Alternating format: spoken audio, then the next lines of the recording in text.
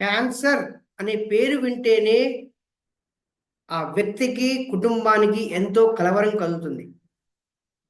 ఇది కేవలం ఆరోగ్య సమస్యనే కాదు, ఆర్థిక సమస్య కూడా అవుతోంది ఆ కుటుంబానికి. దేశంలో ఏటా 14,00,000 మంది కొత్తగా క్యాన్సర్ కేసులు నమోదవుతున్నాయి. దీని చికిత్సకు లక్షల్లో అయ్యే ఖర్చును భరించడం అందరి వల్ల కాదు. ఈ నేపథ్యంలో ప్రత్యేకంగా క్యాన్సర్ పాలిసీస్‌ని ఇన్స్యూరెన్స్ కంపెనీలు ప్రొవైడ్ చేస్తున్నాయి. క్యాన్సర్ సోకింది అని గుర్తించేందుకే ఎంతో ఖర్చు పెట్టాల్సొస్తుంది. ఇక చికిత్స చాలా ఖర్చుతో కూడుకుంది.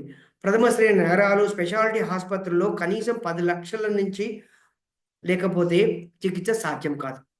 కొన్ని కొన్ని రకాల చికిత్సలకి 50,00,000 వరకు ఖర్చవుతుంది. కీమోథెరపీ, ఆధునిక శస్త్రచికిత్సలు, immunotherapy, targeted therapy, hormone therapy ఇలా ఎన్నో చికిత్సా పద్ధతులు అందుబాటులోకి వచ్చాయి. చికిత్స పూర్తయిన తర్వాత దీర్ఘకాలం మందులు వాడుతూనే ఉండాలి. ఇవన్నీ మన ఆర్థిక పరిస్థితిపై గణనీయమైన ప్రభావాన్ని చూపిస్తుంటాయి. ఈ సమస్యలు ఎదురు కాకుండా ఒక సమగ్ర ఆరోగ్య బీమాతో పాటు క్యాన్సర్ సంబంధించిన చికిత్సల కోసం ప్రత్యేక పాలసీ తీసుకోవటము మంచిదే. ఎందుకు ఇంత ప్రత్యేకము? క్యాన్సర్ నిర్ధారణ తర్వాత పాలిసీలు ఒకేసారి ఆ పాలిసీ విలువ చెల్లిస్తాయి. ప్రతి ఇన్స్యూరెన్స్ లైఫ్ ఇన్స్యూరెన్స్ పాలిసీలో మనం ప్రత్యేకంగా చెప్పుకున్నట్టయితే, లైఫ్ ఇన్స్యూరెన్స్ పాలిసీలో add on feature critical illness cover అని ఉంటుంది. ఆ ఫీచర్‌ని గనుక మనం యాడ్ ఆన్ రైడర్‌గా సెలెక్ట్ చేసుకుంటే, ఎప్పుడైతే ఆ వ్యక్తికి, ఆ పాలిసీ హోల్డర్‌కి క్యాన్సర్ సోకింది అని నిర్ధారణ అయిన వెంటనే ఈ విషయాన్ని ఇన్స్యూరెన్స్ కంపెనీకి తెలియజేసినట్టయితే, ఏదైతే సమ్ అష్యూర్డ్ మనం సెలెక్ట్ చేసుకున్నామో, ఆ సమ్ అష్యూర్డ్‌ని వెంటనే ఇస్తుంది. కొన్ని పాలిసీలు క్యాన్సర్ దశను బట్టి పరిహారాన్ని చెల్లిస్తాయి. వ్యాధి తీవ్రంగా ఉంటే మొత్తం ఒకేసారి చెల్లిస్తుంది. చికిత్స ఖర్చులను మొత్తం చెల్లించేలా పాలిసీలో ప్రత్యేకమైన రైడర్స్‌ని సెలెక్ట్ చేసుకోవచ్చు. కేవలము క్యాన్సర్ వచ్చినప్పుడు పరిహారం అందించే ప్రత్యేక పాలిసీలు కూడా ఉన్నాయి. అదే విధంగా ఎట్లా ఏ విధంగా మనం ఎంపిక చేసుకోవాలి అని చూసుకున్నట్టయితే, బీమా మొత్తము చికిత్స ఖర్చులను తట్టుకునేలా ఉండాలి. ఇప్పుడు ఇప్పుడున్న రోజుల్లో ఇప్పుడు ఎంత ఖర్చవుతుంది? భవిష్యత్తులో ఈ ఖర్చు ఎంతవరకు పెరగచ్చు? అనే విషయాలు మనం ముందుగానే మదింపు చేసుకోవాలి. ఈరోజు హెల్తీగా ఉండొచ్చు.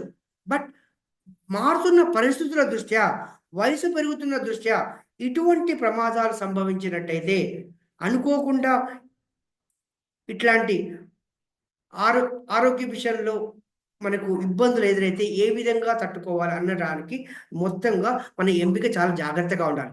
పాలిసీ తీసుకున్న తర్వాత ఎన్ని రోజుల నుంచి ఈ కవరేజ్ వస్తుంది?